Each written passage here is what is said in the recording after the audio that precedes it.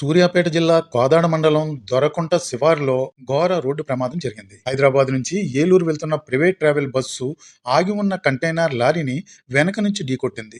ఈ ఘటనలో 6గురు అక్కడికక్కడే మృతి చెందారు. 20 మందికి తీవ్ర గాయాలయ్యాయి. ప్రమాద సమయంలో బస్సులో 42 మంది ప్రయాణికులు ఉన్నారు. మృతుల్లో 5గురు మహిళలు, 1 పురుషుడు ఉన్నారు. క్షతగాత్రులను కోదాడ ప్రభుత్వ ఆసుపత్రికి తరలించి చికిత్స అందిస్తున్నారు. ఘటన స్థలిలో సహాయక చర్యలు కొనసాగుతున్నాయి. మృతులు యాసారపు చిన్ని 32 సంవత్సరాలు, మేరీ జోత్స్న 29 సంవత్సరాలు, చెన్నకేశవుల నాగేంద్రబాబు 21 సంవత్సరాలుగా గుర్తించారు. మరో 3 వివరాలు తెలియవలసి ఉంది. కోదాడ వద్ద జరిగిన రోడ్డు ప్రమాదం ఘటనపై తెలంగాణ ముఖ్యమంత్రి రేవంత్ రెడ్డి దిగ్భ్రాంతి వ్యక్తం చేశారు. మృతుల కుటుంబాలకు ప్రగాఢ సానుభూతి తెలిపారు.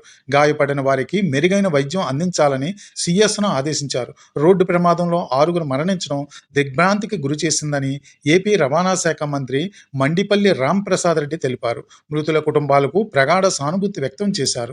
క్షతగాత్రులకు మెరుగైన వైద్యం అందించాలని అధికారులను ఆదేశించారు.